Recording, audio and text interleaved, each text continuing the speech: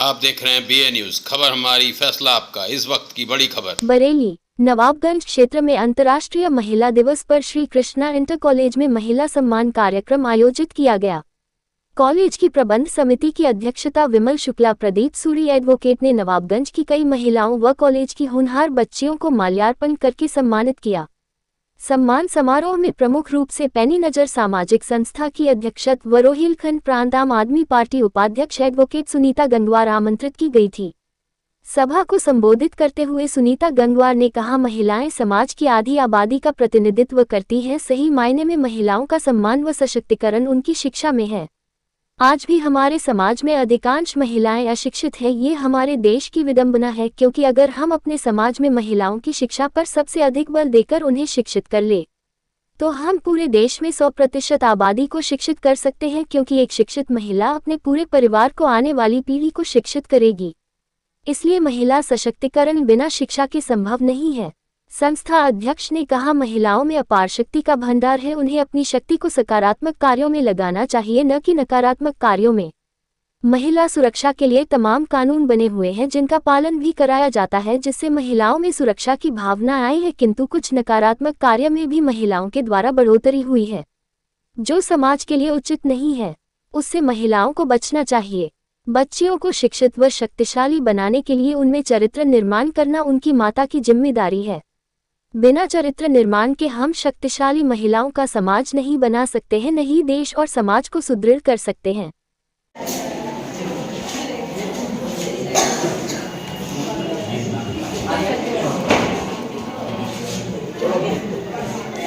सबसे बड़ी जिम्मेदारी महिलाओं के कंधे पर होती है। तो हम अपनी बच्चियों को सच्चरित्र बनाए, दृढ़ चरित्र बनाए और उनका सही मार्गदर्शन करें, गलत रास्तों से उन्हें बचाएं। तभी वो शिक्षा की ओर अग्रसर होंगी, सही दिशा में जाएंगी। और जब सही दिशा में जाएंगी तो वो एक अच्छे समाज का निर्माण करेंगी, एक अच्छे परिवार का निर्माण करेंगी।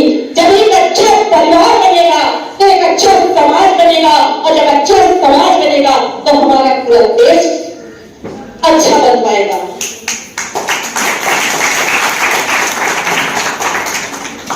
तो मेरी बेटियों, मैं यही आप लोगों से कहूंगी, मेरी भी एक बेटी है, मैं उससे भी यही सीख देती हूं कि बेटा, आपको कभी गलत रास्ता नहीं अपनाना। बहुत मजबूत है आप कहीं पर भी कमजोर नहीं है। नारी में बहुत शक्ति होती है। सीता माता का जो आप उदाहरण देती हैं, आप सीता माता से प्रेरणा लीजिए। उनकी क्या ताकत थी, उनका चरित्र, उनके अच्छे कार्य, यही उनकी ताकत थी। उस ताकत के बल पे आप बड़ी से बड़ी लड़ाई जीत सकती हैं। और शिक्षा वो हथियार है जिससे आप वो ताकत पैदा कर सकती हैं, जिस ताकत में दुनिया जहां को बदलने की ताकत होती है। मैं इसी के साथ अपनी बात को विराम दूंगी, क्योंकि बहुत सारे लोग हैं अभी बोलने के लिए बैठे हैं। जय हिंद।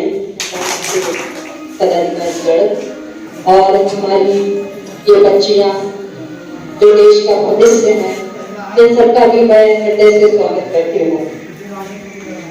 आज अंतर्राष्ट्रीय महिला दिवस है। मैं जानना चाहती हूँ, क्या हमारी बच्चियों को ये पता है कि इस महिला दिवस की स्थापना कब हुई थी? बताएं। अधूरी जानकारी है आपकी। 8 मार्च को महिला दिवस, अंतर्राष्ट्रीय महिला दिवस की स्थापना हुई थी, किंतु ये 1975 में संयुक्त राष्ट्र संघ ने इसको मान्यता प्रदान की थी। और वैसे इसकी अनौपचारिक स्थापना जो हुई थी वो 1908 में हुई थी। एक लंबे समय से पूरे विश्व में ये अंतर्राष्ट्रीय दिवस मनाया जाता है, और इस दिवस को मनाने का एक ही उद्देश्य होता है कि हम महिलाओं को कितना सशक्त बना सकते हैं और हमारे में क्या खामियां हैं कि जिसकी वजह से हमारी महिलाएं उतनी प्रगति नहीं कर पाई जितनी होनी चाहिए। इन सब विषयों पर विचार करने के लिए एक दिवस का निर्धारण किया गया है जिससे हम पूर्णतः उस पर फोकस करते हैं। तो मेरा अपना मानना है कि महिलाओं को अगर वास्तव में सशक्त बनाना चाहते हैं, उनकी उन्नति देखना चाहते हैं, क्योंकि हम महिलाएं जो हैं 50% आबादी का प्रतिनिधित्व करती है और 50% आबादी जो होती है उस 50% आबादी का भी एक तरह से प्रतिनिधित्व करती है जो पुरुष समाज होता है। महिलाओं की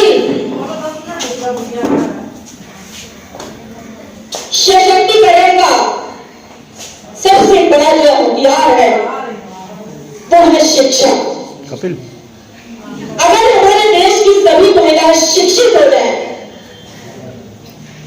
तो हमारी 50% आबादी केवल शिक्षित नहीं होगी, हमारी 100% आबादी शिक्षित हो जाएगी।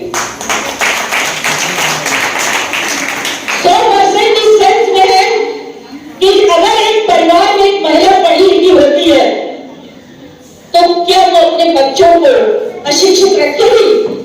कभी नहीं रख सकती है। जब वह स्वयं पढ़ी लिखी होगी तो वो ये सोचेगी कि मैं अपने बच्चों को अपने से भी ज्यादा शिक्षित करूंगी, अपने से ज्यादा कामयाब करूंगी। वो अपने जीवन की पूरी ताकत उस पर लगा देगी। इसलिए हमें महिलाओं की शिक्षा पर सबसे अधिक जोर देना चाहिए, जिससे हमारे पूरे देश को शिक्षित होने में बहुत मदद मिलेगी। मैं नहीं बताऊं, आज आपके सामने खड़ी हूं, आपको संबोधित कर पा रही हूं, किसकी बदौलत? शिक्षा की बदौलत।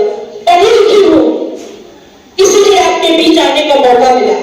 शायद अशिक्षित होती तो कोई मुझे नहीं जानता, कोई मेरी पहचान भी नहीं होती, कोई मुझे बुलाता भी नहीं।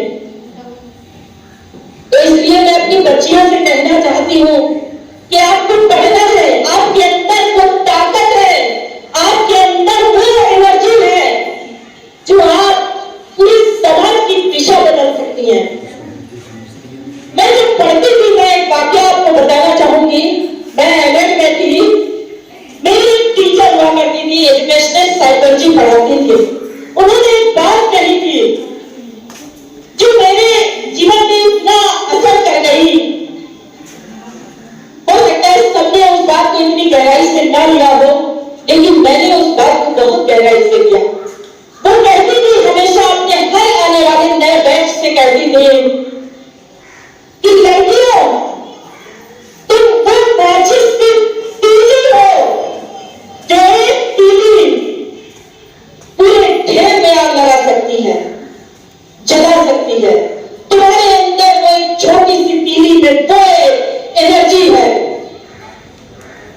मैंने कहा बात तो सही है, महिलाओं में अपार शक्ति होती है, लेकिन उस शक्ति को हमें पहचानने की जरूरत है और उस शक्ति को हमें सकारात्मक कार्यों में लगाने की जरूरत है, ना कि नकारात्मक कार्यों में लगाने की जरूरत है। कई बार समाज में सभी अच्छे और बुरे केसेस होते हैं। कई बार महिलाएं भी कई गलत तरीकों का प्रयोग करती हैं। मेरे पास भी तमाम जब समस्याएं आती हैं, महिलाओं की समस्याएं भी आती हैं। तो आज के हालात में कानून का प्रयोग हो, महिलाओं के लिए तमाम कानून बनाए गए हैं, उनकी सुरक्षा के लिए, उनके साथ कोई अन्याय न हो, उसके लिए कानून बनाए गए हैं। लेकिन उन कानूनों का हमें सही प्रयोग करना चाहिए, उन कानूनों का हमें गलत प्रयोग नहीं करना चाहिए। उससे क्या होता है कि समाज में और ज्यादा विषमताएं बढ़ती हैं, घर टूटते टूटते हैं, संबंध बिगड़ते हैं, महिलाओं का बहुत बड़ा रोल होता है इन चीजों में। उन चीजों से हमें बचना चाहिए और महिलाओं को, घर की माओं को अपनी बेटियों में चरित्र निर्माण की शिक्षा अवश्य देनी चाहिए, क्योंकि अगर एक महिला का चरित्र गिरता है तो यह ध्यान रखना पूरा समाज गिर जाता है। इसलिए समाज के चरित्र निर्माण की सबसे बड़ी जिम्मेदारी महिलाओं के कंधे पर होती है।